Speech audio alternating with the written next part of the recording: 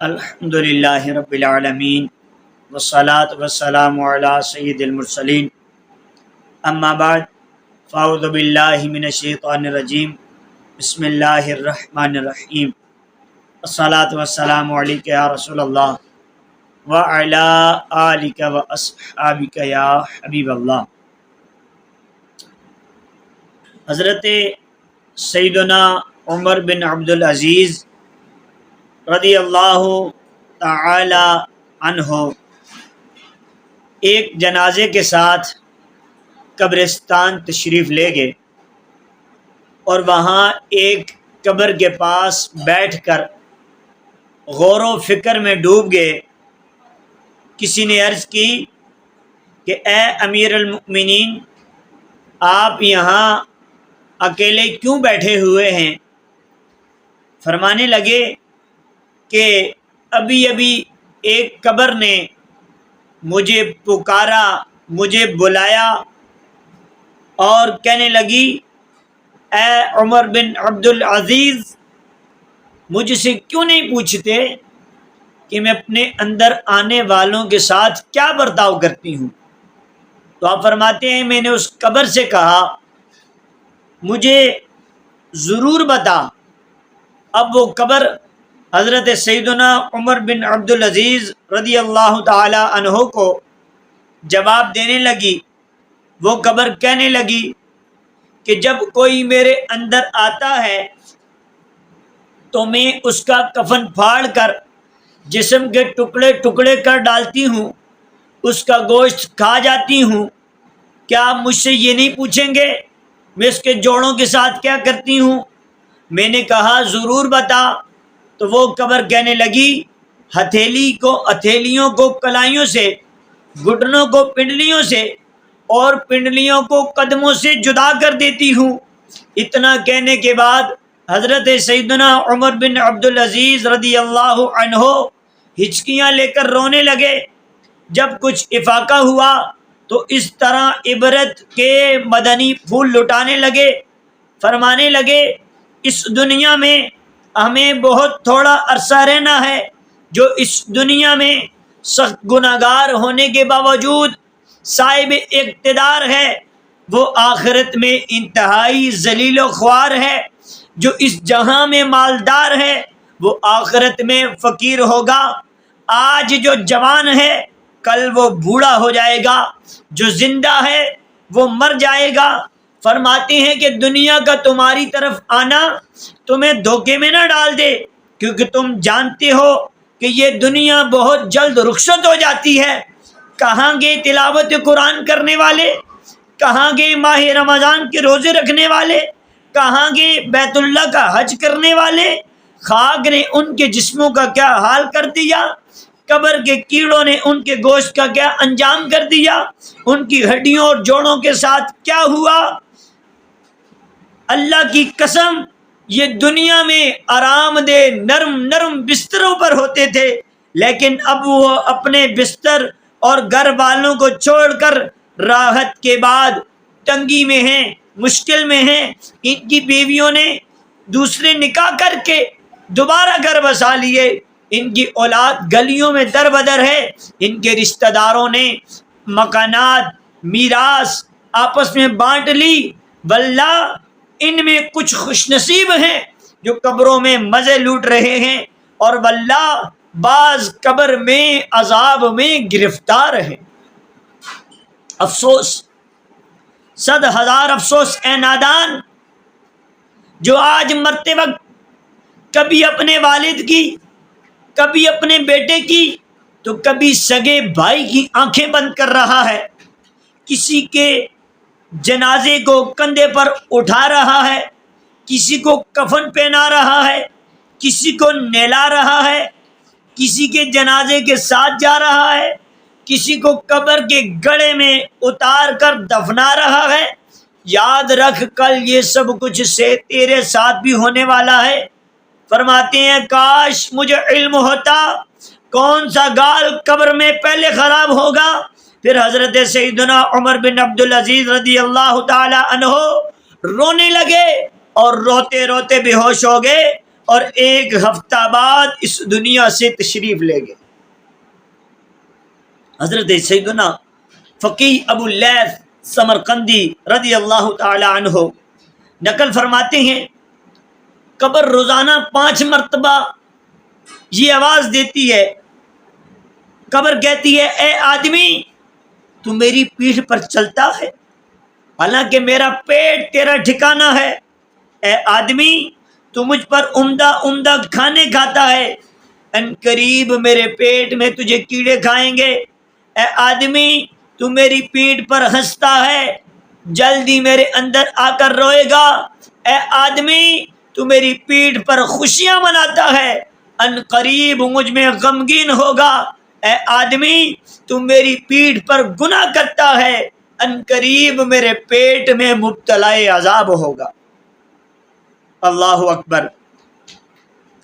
قبر روزانہ یہ کرتی ہے پکار، مجھ میں ہیں کیڑے مکوڑے بے شمار، یاد رکھ میں ہوں اندھیری کوٹھڑی، مجھ میں سن وحشت تجھے ہوگی بڑی، میرے اندر تو اکیلا آئے گا، ہاں مگر اعمال لیتا آئے گا، تیرا فن تیرا ہنر عہدہ تیرا، کام آئے گا نہ سرمایہ تیرا، اے دولت دنیا کے پیچھے تو نہ جا، آخرت میں مال کا ہے کام کیا، دل سے دنیا کی محبت دور کر، دل نبی کے عشق سے معمور کر، ہائے لندن و پیرس کے سپنے چھوڑ دے، بس مدینے ہی سے رشتہ جوڑ دے۔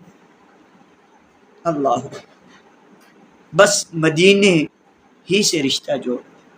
میرے آقا کے غلاموں،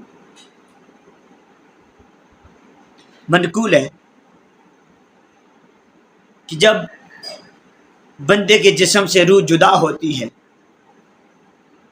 اور جب اس پر 7 دن گزرتے ہیں تو وہ اللہ کی بارگاہ میں عرض کرتی ہے، اے مالک مجھے اجازت عطا فرما، میں اپنے جسم کو دیکھنا چاہتی ہوں، تو اسے اجازت مل جاتی ہے۔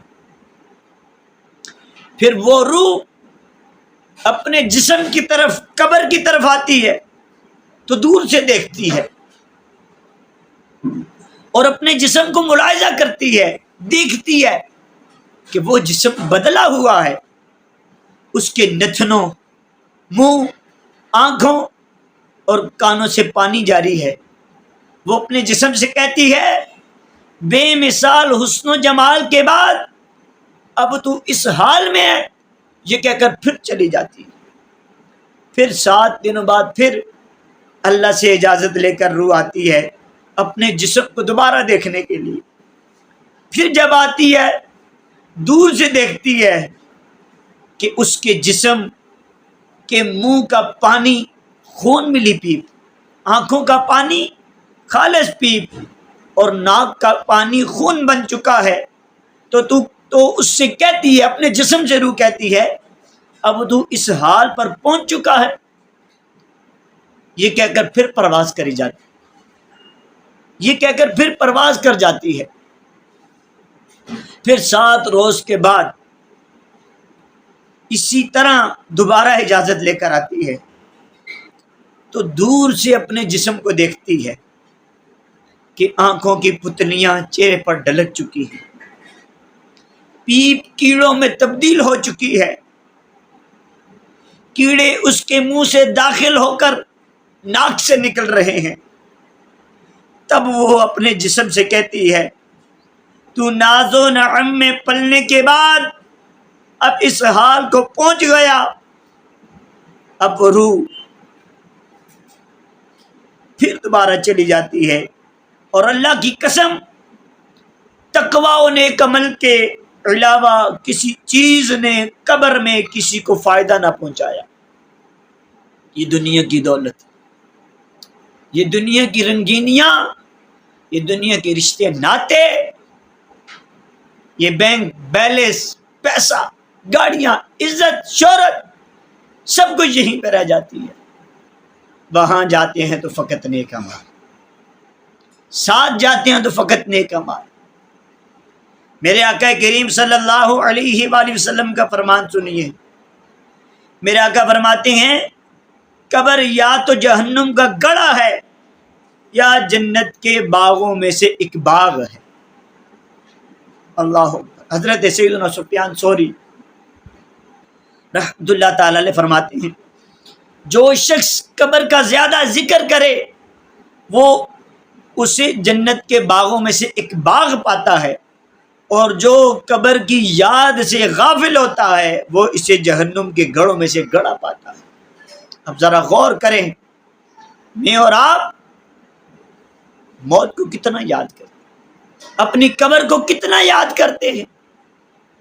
ہم بھول چکے مرنا ہے، بھول چکے قبر کے اندر جانا ہے.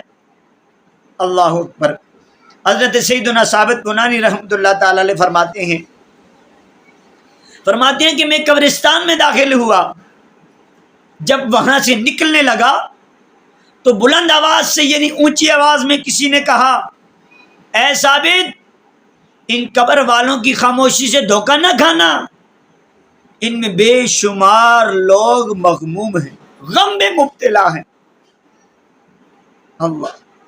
حضرت سیدنا عبداللہ بن عبید رضی اللہ تعالیٰ عنہ سے روایت ہے کہ جب مردے کے ساتھ آنے والے لوٹ کر چلتے ہیں، یعنی جو مردے کو ساتھ لے کے جاتے ہیں دفنانے کے لیے، جب وہ اس کو دفنا کر واپس چلتے ہیں تو مردہ بیٹھ کر ان کے قدموں کی آواز سنتا ہے، اور سب سے پہلے قبر اس سے کلام کرتی ہے. قبر مردے سے بات کرتی ہے، کہتی ہے اے آدمی کیا تو نے میرے حالات نہ سنے تھے؟ کیا میری تنگی، بدبو، ہولناکی اور کیڑوں سے تجھے ڈرایا نہیں گیا تھا؟ اگر ایسا تھا تو پھر تو نے کیا تیاری کی؟ حضرت سیدنا ابو ذر غفاری رضی اللہ تعالیٰ عنہ بیان فرماتے ہیں نے فرمایا کہ کیا میں تمہیں، اب ابو ذر غفاری میرے آقا کے صحابی فرماتے ہیں کیا میں تمہیں اپنی بے کسی کا دن نہ بتاؤں؟ اللہ. فرماتے ہیں یہ وہ دن ہے جب مجھے قبر میں تنہا اتار دیا جائے گا، تنہا، اکیلا قبر میں. آج نہیں ڈرتے لوگ، قبرستان میں بیٹھ کے مذاقیں، چرچیں، گپے شپے لگ رہی ہوتی ہیں. بھول گئے اسی قبرستان میں ہم نے بھی جانا ہے، اور ہم نے کیا تیاری کی جانے کی. میں کہتا ہوں جو آج کہتے ہیں خیر ہے دیکھ لیا جائے، میں کہتا ہوں جاؤ قبرستان میں گڑھا کھود کر صرف ایک رات اس گڑھے میں گزار کے دکھا دو.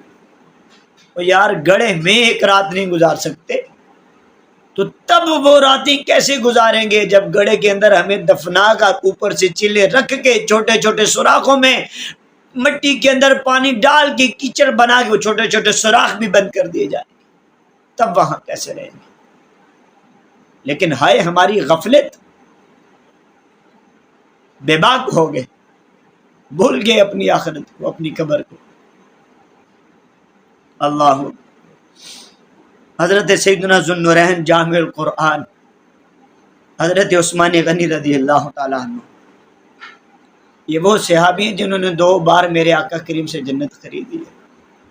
2 بار میرے آقا کی 2 بیٹیاں عثمان کے نکاح میں آئیں، بڑی شانوں والے ہیں، اور وہ ہیں جن سے آسمان کے فرشتے بھی حیا کرتے ہیں.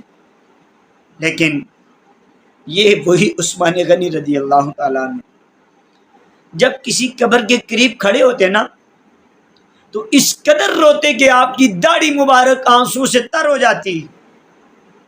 آپ سے اس بارے میں پوچھا گیا کہ آپ جنت و دوزخ کا تذکرہ سن کر اتنا نہیں روتے، مگر جب کسی قبر کے قریب کھڑے ہوتے ہیں تو اس قدر گریہ وزاری فرماتے ہیں، روتے ہیں، اس کا کیا سبب ہے؟ اللہ اکبر. حضرت سیدنا عثمان غنی رضی اللہ تعالیٰ عنہ نے فرمایا کہ میں نے حضور علیہ الصلوۃ والسلام کو فرماتے ہوئے سنا ہے کہ بے شک آخرت کی سب سے پہلی منزل قبر ہے، قبر والے نے اس سے نجات پائی تو بات کا معاملہ آسان ہے، اور اگر اس سے نجات نہ پائی تو بات کا معاملہ زیادہ سخت ہے۔ اللہ اکبر۔ ساتھ جگری یار بھی نہ آئے گا، ساتھ جگری یار بھی نہ آئے گا، تو اکیلا قبر میں رہ جائے گا، مال دنیا کا یہی رہ جائے گا، ہر عمل اچھا برا ساتھ آئے گا، مال دنیا دو جہاں میں ہے وبال، کام آئے گا نہ پیش ذوالجلال۔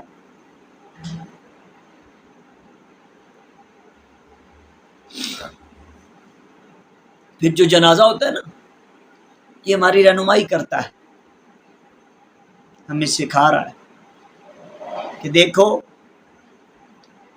آج میرا جا رہا ہے، کل کو آپ کا بھی ایسا جانا، میرا بھی ایسے جانا۔ کیا خوب اس کو کسی نے شعر کے اندر یہ کہا کہ جنازہ آگے آگے کہہ رہا ہے اے جہاں والو، جنازہ آگے آگے کہہ رہا ہے اے جہاں والو، میرے پیچھے چلے آؤ تمہارا رہنما میں چلا گیا اب آپ نے آنا۔ یہ کیوں بھول جاتے ہیں؟ آج ہم کسی کا اعلان کروانے کے لیے جا رہے ہیں، یہ کیوں بھول جاتے ہیں کل کو میرا اعلان بھی ہونا۔ آج ہم کسی کو غسل دیتے ہیں میت کو، تو یہ کیوں بھول جاتے ہیں کل کو مجھے بھی غسل دیا جائے گا۔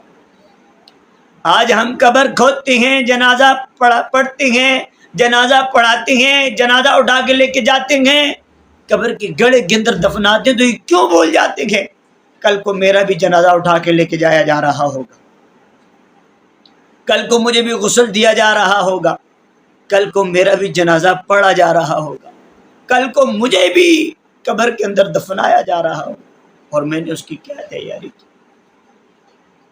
اللہ میرے آقا کے غلاموں، یہ دنیا کی سب کچھ یہیں رہ جائے، قبر میں فقط نیک اعمال نے کام آنا ہے، اللہ اور اس کے رسول نے کام آنا ہے۔ ہاں صحیح بات، اللہ اور اس کے رسول نے کام آنا ہے، تو اللہ اور اس کے رسول سے وفا کیجیے، اللہ کے بتائے ہوئے احکامات پہ عمل کیجیے، حضور علیہ الصلوۃ والسلام کی سنتوں پر عمل کیجیے، اللہ اور اس کے رسول نے جن چیزوں کا حکم دیا کرنے کا وہ کریے، جس سے منع کیا رک جائیے، انشاءاللہ دو جہاں میں بیڑا پار ہے انشاءاللہ۔ ہائے وہ پھر شاعر کیا خوب کہتا ہے نا کہ میں قبر اندھیری میں گھبراہوں گا جب تنہا، میں قبر اندھیری میں گھبراہوں گا جب تنہا،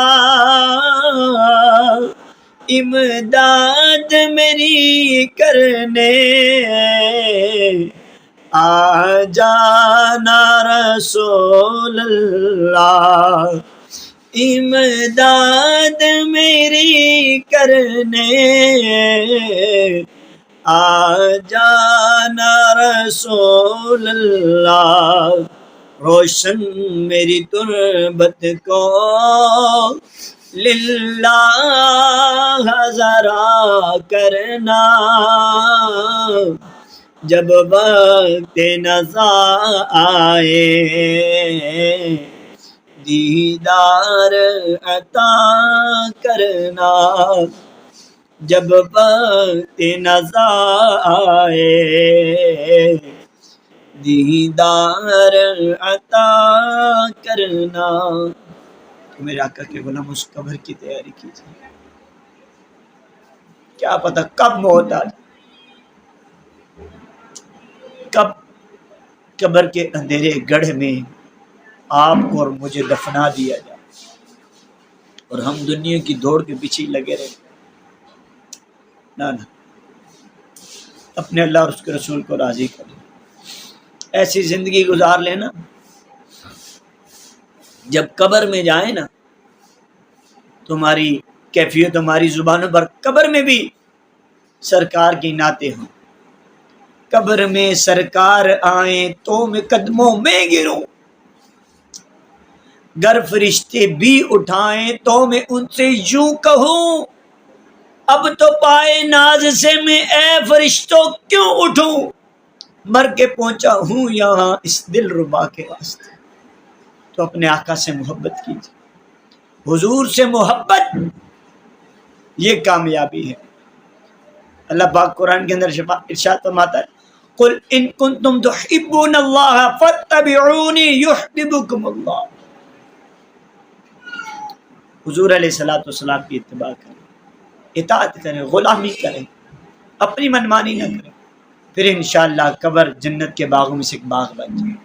گناہوں سے بچیں، ماں باپ کی فرما برداری کریں، چھوٹوں کے ساتھ حسن سلوک، حلال کھائیں، حلال کمائیں، اپنی قبر کو اچھا کریں.